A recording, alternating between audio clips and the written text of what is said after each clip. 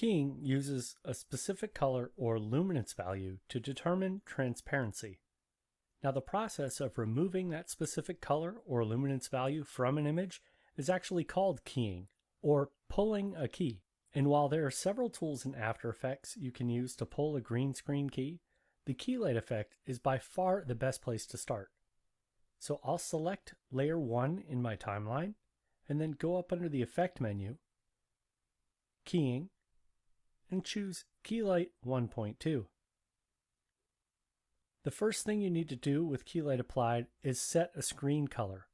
So in the screen color area, come over to the right and click on the eyedropper to grab it, and then just click in the green background area to sample the green color. Press the spacebar to begin playback, and you might notice some white noise here in the lower right corner. To get a better view of what the key actually looks like, we need to look at the matte, which is a black and white representation of transparency. I'll press the spacebar to stop playback. Let's go over to the View dropdown in Key Light and choose Screen Matte. So any pixels that are 100% white are fully opaque, and any pixels that are 100% black are fully transparent. Any other variance is semi-transparent.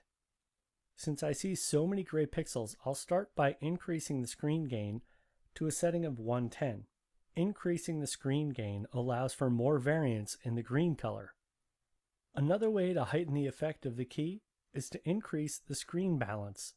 So I'll change that to a setting of 95 just to increase that a bit, and notice that's helped with some of this area here on the inside of my matte. At this point, I want to go down to the screen matte area to further tweak the adjustments to my matte.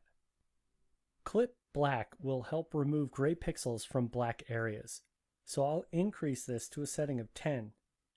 And notice a lot of that noise that was in the corner is now gone, but I have introduced some here in the white area. So to help clean up the white area, let's decrease the Clip White setting. So I'll decrease this to a setting of 85. At this point, let's go back to the View dropdown and change it to See Final Result. And while this looks relatively okay, I'm going to go down to my timeline and turn on my background because I want to see what the dog looks like over top of the background. So the first thing I'm noticing is I need to actually slide him off the screen a little bit. So I'll select layer 1 and I'll press P to open the position, and I'll just scrub along the X-axis to position him off to the side here a little. And viewing at 100% magnification, this looks kind of alright. I'm going to press the spacebar to begin playback just so we can double check and see if there's anything else I need to adjust. Sometimes you might want to increase the magnification just to double check. So I'll press the period key on my keyboard, and I can see there's a little bit of noise in his coat, but not too much. I'll press the spacebar to stop playback. Also, another thing you want to check out is the edge of the key, and I can see I'm losing a little bit of detail along the edge here. So the first thing I want to do is change my clip rollback. So I'll set this to a value of about 1. And notice that's added a little bit more detail back into the side. Screen, Shrink, and Grow. Let's scrub on that to see what it does. Well, Grow definitely grows the matte, and Shrink shrinks the edges. And so I'll actually shrink this, but I'll just shrink it a little bit to a value of negative 1.8.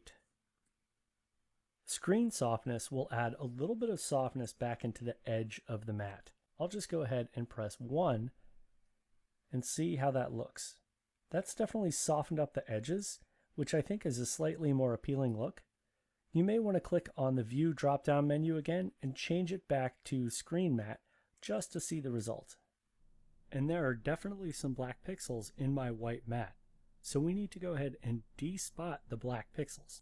So let's go to the Screen Despot Black setting in Key Light and click and drag to the right. I'll set this to a value of 4.3. Now let's go and change the Screen Matte back to Final Result and press the spacebar.